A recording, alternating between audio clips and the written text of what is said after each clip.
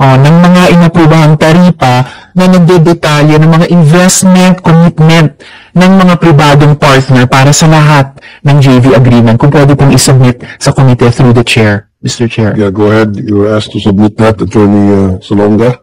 And was it NWRB? Mr. Chair. And kung mapatunayan ng water districts na nagbayad ng mas mataas na halaga ang mga consumers na nakabase sa investments na hindi naman nagkatotoo, hindi nangyari, makakaasa din kaya ang ating consumers ng refund, Mr. Chair? A very good question. Attorney Salonga. Ma'am, may I ask again? Sorry, I beg your pardon. Yes, Mr. Chair, Attorney Salonga, makakaasa ba ang ating mga consumer ng refund kung mapatunayan ng mga local water districts na nagbayad ng mas mataas na halaga ang mga consumers nila base sa investments na hindi naman nagkatotoo, hindi nangyari? Mr. Chair, sa prime water. Ma'am, on our side, we'd like to review that. And yes, also, ma'am, we'd like to add na LUA and NWRB are working on a joint memorandum circular that, for example, for this season, if the service level required of a water district, including of its partner, is not met for more than a month, hindi kailangan magbayad at hindi pwedeng putulan. Yes, Mr.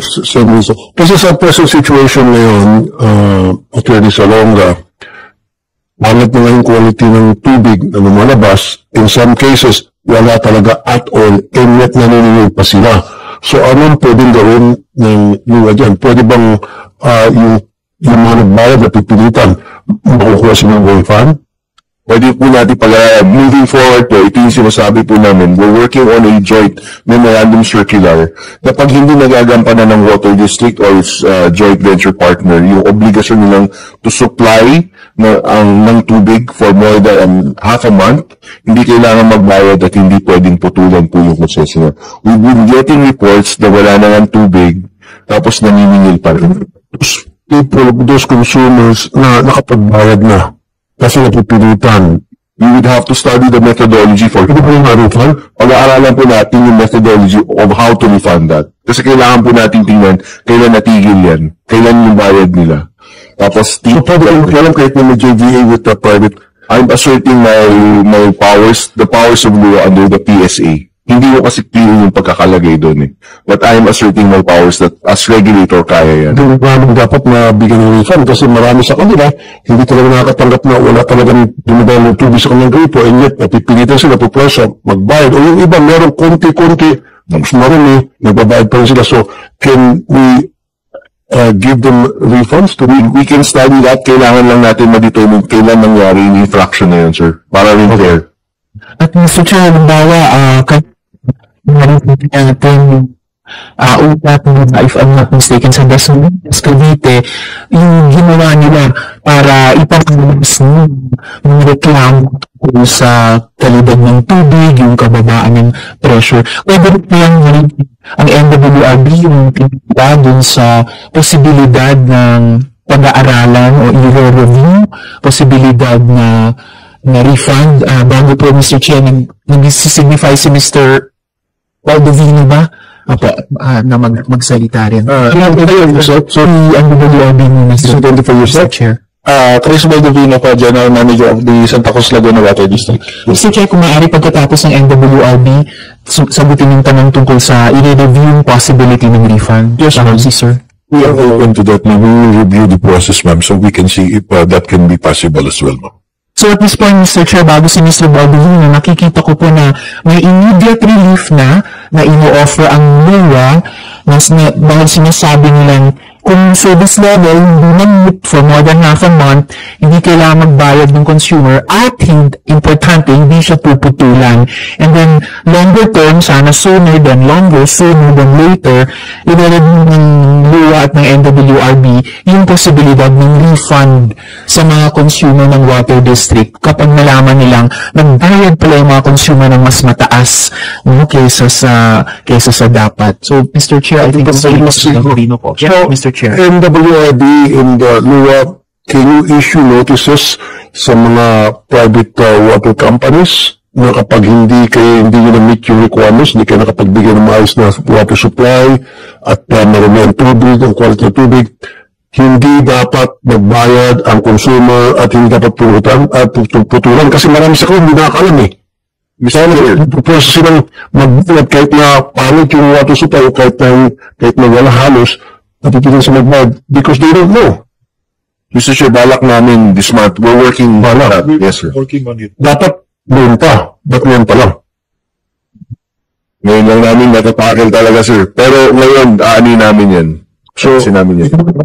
Pwede ba mabigyan ng refund? Babalikan natin, sir. Very good. Merry Christmas. Sige. Go ahead for Mr. Chair, I wonder kung may input pa ang NWRB on this question of the refund bago si Mr. Baldovino. Mr. Chair, ang yun na po yan pa. So, nagko-concur po ang at ang NWRB sa tanong niyo. Salamat po sa gagawin yung review. Yes, We are always coordinating one because we are under the WRMO, the Water Resources Management Office. So we are under that. So we are always in coordination with the. Salamat po, Mr. Chair. Mr. Chair, sa Baldovino yata gusto na baga. sir. Thank you, Mr. Chair, Madam Senator.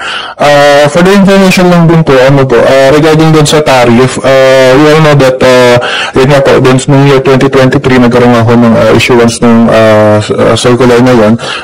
Just to share lang din po, dun sa aming pang JV kasi, alam ko po, almost all of the JV, ganito naman yung setup.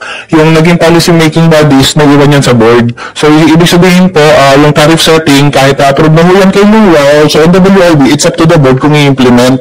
So, ngayon po, at sa aming case, wala naman po kami naging tariff increase. Pero ang nangyari po kasi sa amin, meron naging increase. Ang tawag nila is CPI, yung due to CPI or PPI. So, dun sa aming GV, ang nakalagay dito, it's automatic increase. So, PPI and CPI shall be automatic and shall consist of the multiplier based on the PSA standards or computations. So, last November po, last 2024, nag-implement sa amin si Prime Water of that increase. So, without the solution and without the compliance of the regulatory requirements na nakasaad din po dito sa aming GV. So, ngayon po, in comparison, magkano po ito? So, bigyan ko lang ng figure, it's around 5 pesos sa minimum na single po namin. So, ang aming pong single is 175 plus VAT is 196. So, naging po nila sa amin is it's around 201 point something due to CPI. And after that po, nag-inquire kami sa PSA kasi galing nga po sa PSA yung standards. So, ang sinabi po sa amin ng PSA, yung itinuro kami sa NEDA. So, nag-letter kami kay NEDA, itinuro kami sa OGCC. So, actually, first option po namin talaga is tanongin nito kay OGCC. So, nagkataon naman po, na yung number po ng OGCC opinion, sakto, may audit din po kami. So, nagsabay yung audit findings plus the OGCC opinion na illegal yung tariff increase due to CPI. So, with that AOM, nirecommend po sa amin na magpasa ng isang body resolution to, una, suspend the tariff increase. Second, i-revert back to the original. And yung pangatlo, refund to the public what is due to the public dun sa illegal tariff increase. And yet, kahit mo na-receive ng Prime Water, yung aming pong board resolution directing them to refund, they failed to refund. So, from November until this October, September, hindi po sila nag-refund sa public. So, good thing, share, kasi maganda na lang po at least napag-aaralan na ho, kasi actually it's one of our dilemma kung paano ho namin i-impose dun sa aming partner kasi naisat na namin yung policy and yet hindi nila sinusunod. So actually hindi lang naman yung policy lang hindi sinunod. Actually it's one of the criteria or sightings namin dun sa notice of pre-termination namin. So naging bala na rin namin yun kasi hindi sila nag-refund sa public ng illegal increase. So it's may mga sinay pa si COA doon kung ano-ano ho yung mga violations kung saan batas, yung mga LOI 700. So isinate na rin po siya as basis, and yet inattach na rin namin yung COA yung sa amin na ito yung mga violations, ito yung mga citations ng mga na-violate na rulings, government rulings. Ayan, unfortunately, until now, ay wala po tayong nakuhang refund. So, yung tao po, nagulat sa amin, nung nag-take over po kasi kami ng operations, nagulat sila kasi handa sila magbayad ng 201. And nung naningil po kami, ay hindi namin isinama yung increase na CPI. So, nagtataka sila, bakit bigla kami bumaba yung rates? Yun lang po, thank you. Kung saan good thing nagko-coordinate ang LUA at NWRB, very good thing din na very proactive yung water district nyo at yung LGU nyo rin, and nag-reach out na kayo for relief sa iba't ibang government agency. So, nauna na kayo, so hopefully, and titignan ng komite paano kayo pwedeng suportahan, and for the other LGUs na kikilos din or kumikilos na rin, so at least may coordination under the National Water Resources Office. Salamat po. So, ang manifestation ko at this, bago po si Attorney Dairit, Mr. Chair, mag-i-interject, manifestation ko po on this question of tariff rollbacks in relation sa non-performance at yung posibilidad ng refund, where the consumer should not be burdened by high rates meant to fund projects that have remained fantasies. If tariff setting was the big parameter at the start, then the failure to invest constitutes an illegal collection that must be corrected through a refund or rate adjustment. So, for the record, Mr. Chair, gusto yata pong mag-interject, Mr. Chair, ni Attorney Dairit. Attorney Dairit, Attorney Giselle Anderit, City Councilor Angeles City Pampanga, the floor is all yours, ma'am. Thank you, Mr. Chair and Madam Chair. Good afternoon po. I would agree with the statement of Senator Riza Hontiveros that refunds remain a fantasy, no? I'm just worried kasi po this is open po sa public and people will hear po that word na refund, and para po kami sa barangay, compared po sa Senado, the people would come to us and ask us about these refunds. And I would just like to know the clarity na clear po the timeline, and also, are we equipped po, dalawa po, is it, Mr. Chair, Madam Chair, are we equipped on how we could measure? Kasi po kanina, na-mention yung water usage, pagka po hindi po yun yung consumption, baka po pwedeng i-refund. I understand the tariff kasi that's clear nasa contract po. Pero paano po yung measurement natin sa water consumption na hindi po talaga yun yung consumption nila tapos i-refund natin?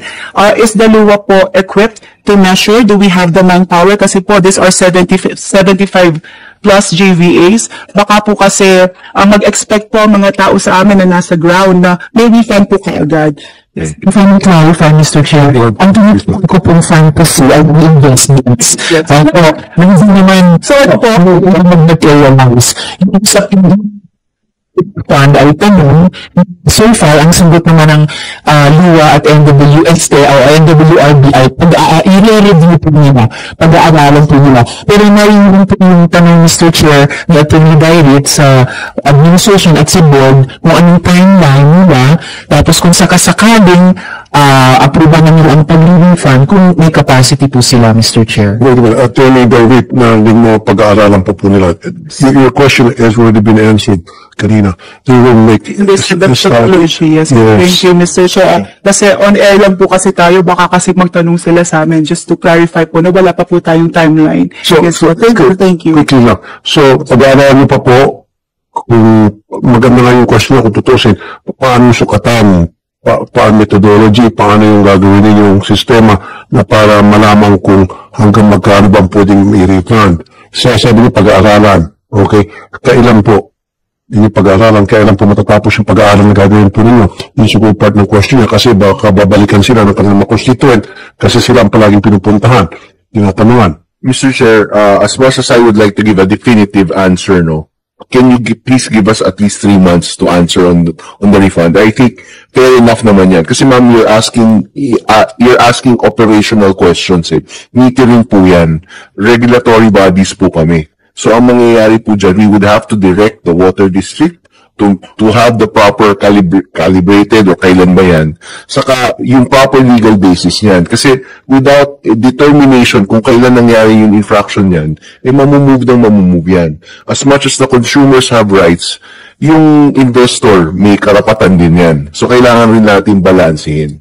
So, Mr. Chair. Pero quickly, okay, only mga months and months before